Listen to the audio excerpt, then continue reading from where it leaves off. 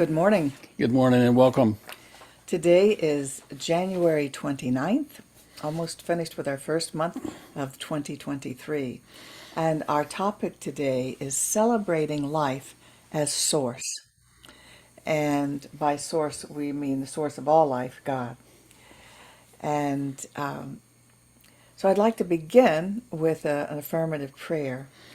And in this affirmative prayer, I'm going to be using a quote of Dr. Ernest Holmes. And so I'll tell you when we get to that part with a quote. So right now, let's just come together and go within to that part of us that is connected always with all that is. We are one with Spirit. We are one. Not all of Spirit, but part of Spirit resides within each living person, each living thing. And so, in the words of Ernest Holmes, we can awake to the living presence of God within each one of us and enter into a realization of peace and joy. As we come to surrender all littleness, fear, and doubt, the river of life flowing through and from the mind of God will renew our vigor, remake our strength, enable our being, heal our bodies, and bring peace to our hearts. Unquote.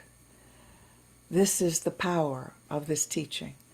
We recognize always that the power is the power of God, and we can use it. We give great thanks, release, and together we say, And so it is. So that is the great reminder.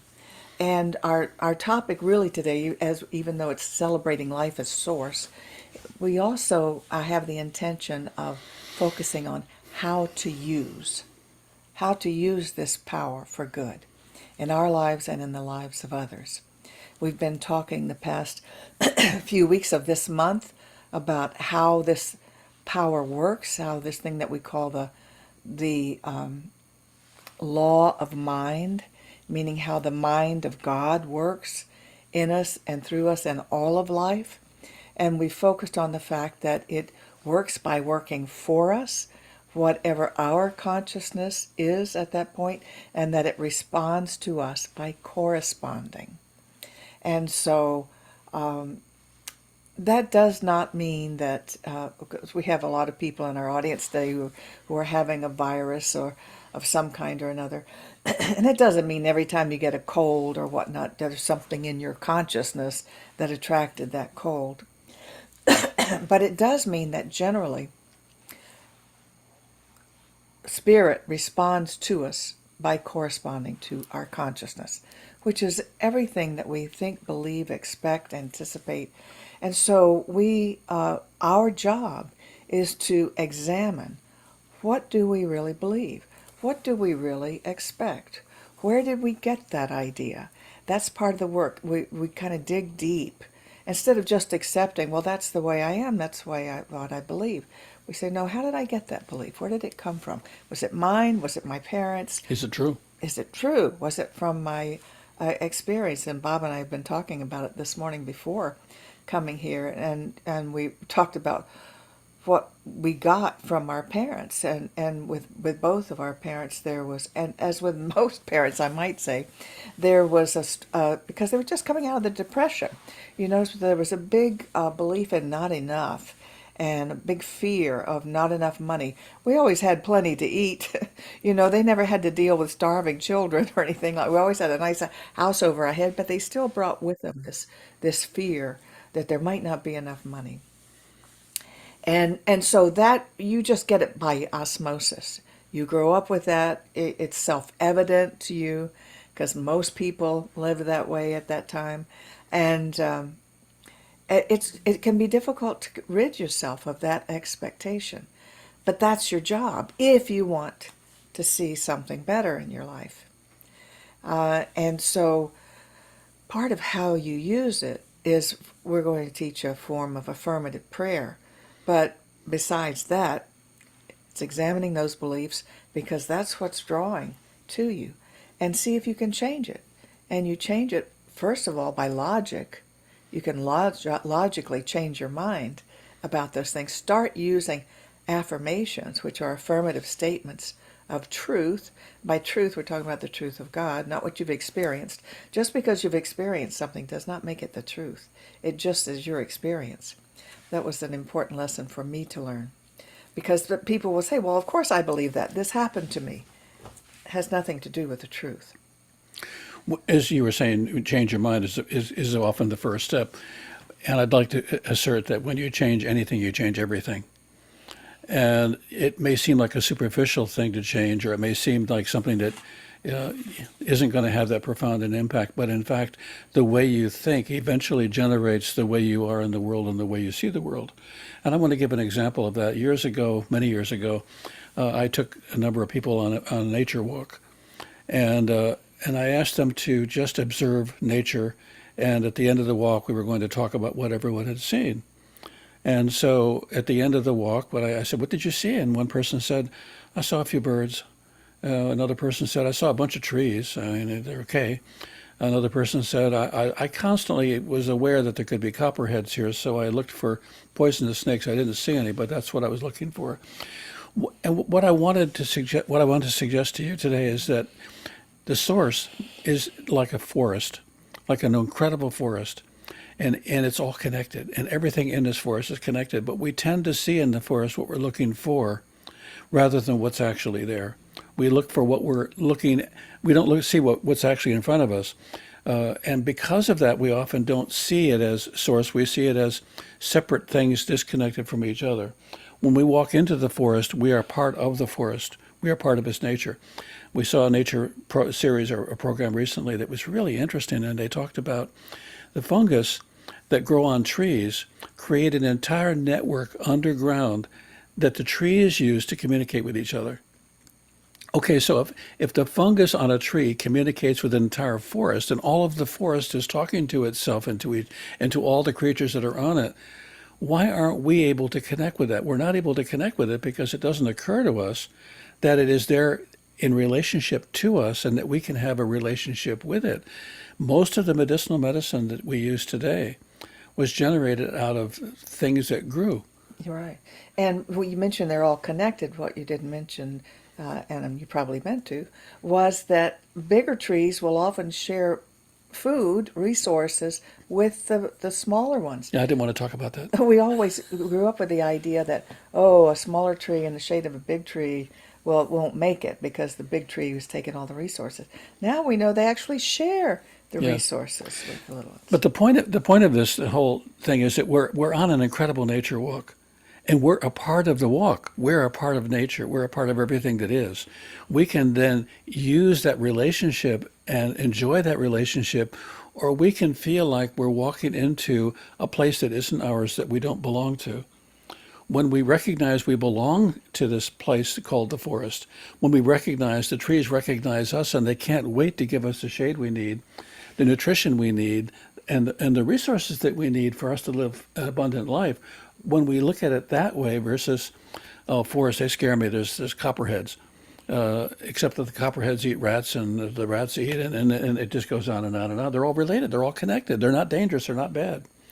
We are so often caught up in this world of, I need to get through the forest rather than I need to become one with it. Mm-hmm. So the problem with source that I'm seeing, as we talked about earlier, is that we don't see it. Right. And we don't see it not because it's not there, but because it's everywhere. And the difficulty in seeing something that's everywhere is that after a little while, you just don't notice it anymore. How many of you notice how your television works? You actually don't. You just turn it on and it works. You have no idea, or you may have an idea of how many different things have to come into play for that to actually function, and that it's all connected. And so when you begin to recognize your interconnectedness, you also begin to recognize the power that you have to create and change and have the life that you desire. Yes, we were talking earlier, you had another metaphor about source being like a big supply, just a source of supply of whatever it is you desire, not what you need, not what you deserve, what you desire. I used to think of it in my early days, the word desire, de in Spanish is from, and sire. So I would think of it as from the Father. My desires are from the Father. That's beautiful. And I had some of my most powerful demonstrations, big demonstrations, when I would quote before my prayer, "It is the Father's good pleasure to give to me the kingdom, and all things added unto it." The kingdom, I think, is the kingdom of the awareness of spirit, of spirituality and spirit, and my connection, and all things added to it. And in other words, any of my desires, all of my desires, if I had enough conviction and faith, meaning believing that it could happen, it would happen, I deserved it, and I was using the law of mind. The law of mind is that it responds by corresponding. So, in other words, I would visualize and see what I wanted as if it already happened. Visualization is very powerful. What you can picture in your mind's eye, they call it, you're literally creating. You are bringing all the forces to play to bring that into fruition. And so, no matter, and I wouldn't tell people about it because they'd say, "You're crazy," or why are you wasting your time daydreaming and fantasizing? But that fantasizing is your consciousness. It's what's drawing things to you that you want. And so often you don't even want to tell them to people because they can try to talk you out of it because it's not practical or not logical, or It can sound kind of crazy. it can sound a little crazy. But you know, And the interesting thing is we talk about visualization, visualizing the state that you want to have in your, how you want things to go, as if that's something that you don't already do all the time.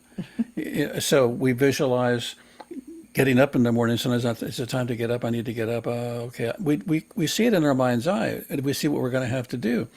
We see breakfast before we have it. We see where we're going to eat. But don't ask me to visualize having a good life or things working out for me, which is really interesting because if we were to see the power of our visualization, we would know that we're constantly envisioning all of the life that we're living, and often behind the scenes. So an example of that might be, I'm envisioning that things aren't going to go very well for me today, and that things don't generally go well, and that I'm not that happy, and that things are not that great. Now let me get up and see what I see. Now what I'm going to see is everything that matches that, and the things I don't see that match that are going to be things I ignore because they're not important. They're not in my field of inner vision. And we actually have an inner vision field. And that inner vision field shows us what we need to see in order to be able to accommodate what it is we say we want to have. The metaphor I was going to use earlier that we talked about was imagining that you had a bank account, only it wasn't money, it was a source account. And you have an infinite source account. And all you have to do is to know that you've got that infinite source account, and that what you need to do now is to have the skills and the talents and the levels of mastery to bring into fruition those things that this account allows you to have.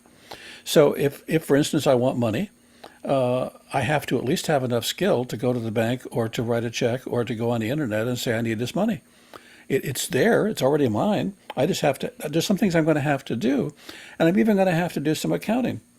And because I have to do some accounting, that'll help me become even a better master of this thing called source. So imagine that you have unlimited resources, and all you need to do is to decide what it is you want to have, and then begin moving in that direction and watching everything happen that will support that, as opposed to, well, things generally don't work, or they only work for other people. And I've heard this a lot of times, I'm sure you have too. I'm not that lucky. I mean, maybe you're lucky, but I'm not that lucky. So if that's your visualization, and that's the path you've chosen, and that's the way you see Source working, what do you think Source is going to give to you? More evidence to support that, of course. I want to tell a true story. Oh my God. One of our people reminded me of this. It was a true story that happened in 2019, I think, 2019, I think. And I had already forgotten about it. But we had started a program in our center of unexpected income. That we had created a affirmative prayer about it, given the sheet to people to pray for unexpected income. And I think I even said something like, it can be like money from the sky. And at that time, Bob had been asked to speak at a ministers' conference. And for two to go, this was we went to this lovely place in Was it Utah? Utah, Yeah. where they had the film festival too. Yeah. I always forget Whatever. the name of that place. Lovely, lovely little ski resort and things, and very expensive. We were in a very expensive resort, so we had the cost of both of our airfares and the hotel and whatnot of all that. And as we were leaving, but we weren't going to pass up the opportunity to go. And as we were leaving, the airline, when we were leaving, said the plane was full and would anybody take a monetary refund to go a little bit later. And it was like $300, It's I like think. more like $500. Well, for yeah. the first time, Yeah. it was like $300 Yeah. for the two of us. And we waited that hour, and then they said, oops, we still are overbooked. Would anybody like a refund? And so we did. We got like $800 Each. Yeah, yeah. and So, and it was from Delta Airlines. From the sky. So it was literally from the sky. And it came in the form of a credit card. We got it right away. It was unbelievable. See, yeah. I'm saying unbelievable, but it was believable. Yeah. But it doesn't happen. Those things don't happen just when we're doing an unexpected income program, which is for everyone to pray for. so if you want to, Unexpected income. you could do an expected income program. Yeah. Oh, well, one of our ministers did a talk called that said your dreams are waiting for you to come true. And that's what he meant was use it. Use this teaching. Come true to believing that you have this infinite source. What did you call it? A bank account Yeah. of every possible good. How much are you affirming that it's yours? It's your How source much account. are you using it? Yeah. You have an unlimited source account. How are you coming true to your dreams? They're your dreams, but you have to affirm it. You have to declare it. You have to visualize it. You have to expect it. And please don't tell everybody about it, because they will just tell you you're a little crazy. Sadly. So, Sadly, when you tell people that there's a lot to worry about, they agree with you. mm-hmm. When you tell people there's a lot to look forward to, they say, tell me more, tell me what, and they begin to become suspicious. So if you're very optimistic, you sometimes have to kind of keep that under wraps, because people aren't sure why you're so positive or why you're so, oh, you're one of those new thought people. Oh, yeah. Actually, it's a new thought for some people. For some of us, it's an old thought that if we are creating our world, we're creating our environment. Now, having said that, I can use source to bring about all kinds of things, but I can't necessarily increase my height.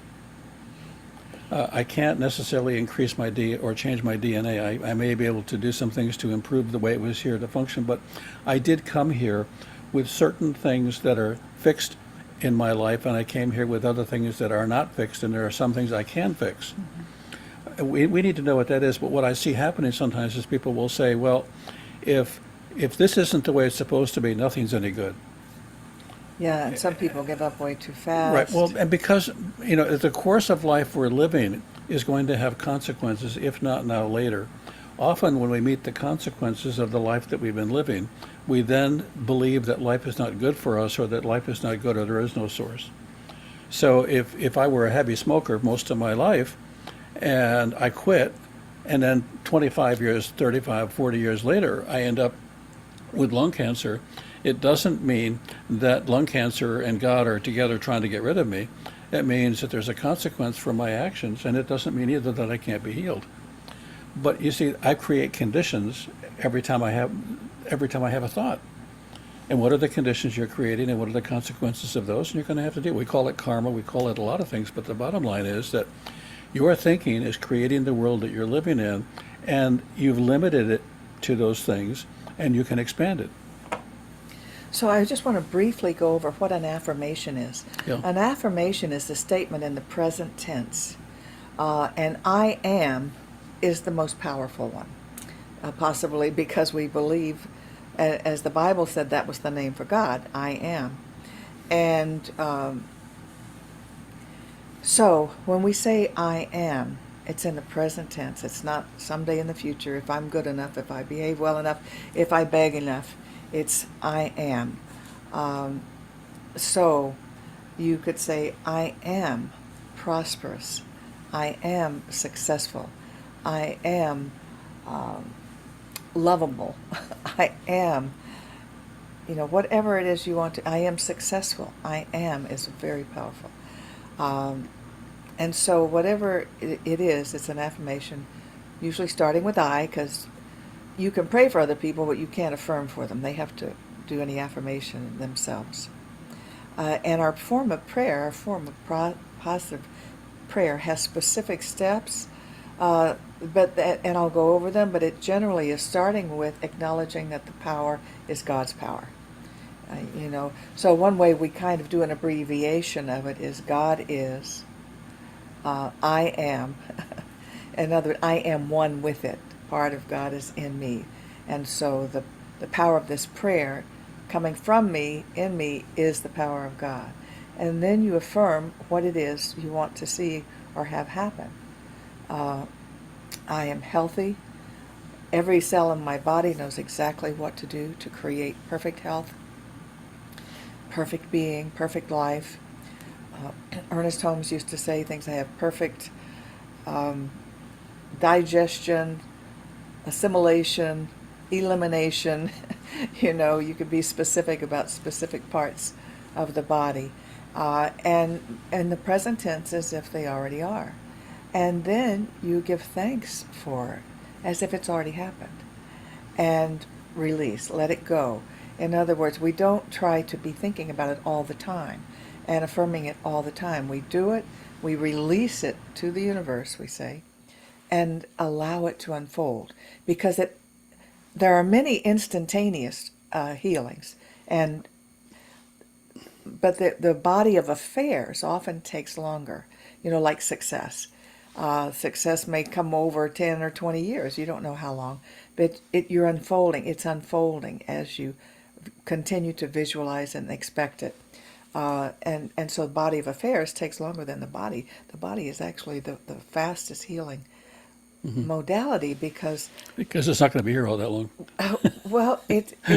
exists on different levels, Yeah. and so when you reach what we call the ethereal level, it can change like that. Right. And I've experienced 8 instantaneous healings in my life, all from different modalities, some from treatment, some from other modalities. Yeah. But it really has taught me, wow, the body is not just this physical thing. It starts a much finer level of energy, and just with what 1 second it can change and be perfectly whole. And I know that for a fact because I've experienced it. So we wanted to remind you of that.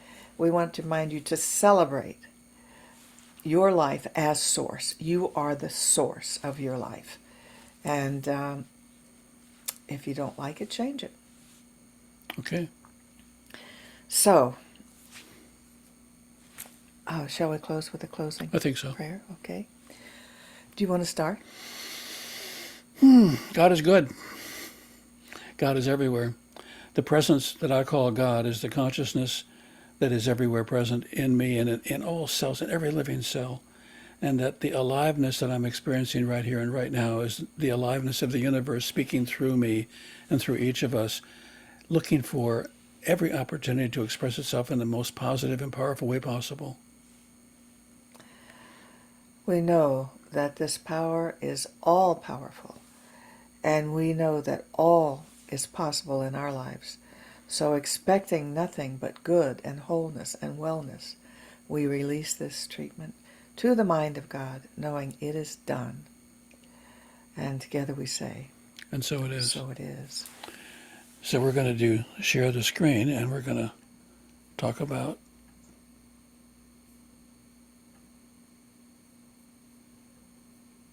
okay, you're on.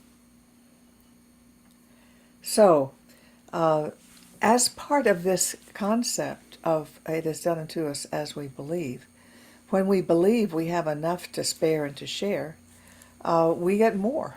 And so that's why we use this term investment. Then we say, my investment today is made with the full realization that God is the source of my supply and returns it to me enriched and multiplied. And we ask our people to tithe to give us money, to some of their money, because it increases their own. It increases the circulation. They're saying, I have enough to spare and to share. And so more comes in. And this is a wonderful affirmation to use. And of course, we're asking you to support our organization, the Center for Spiritual Living of the Palm Beaches. And this, at the top, is the website where you can find the button at the top that says Ways to Donate. And we invite your sharing your good with us as we share our good with you. And so thank you so much for your donations.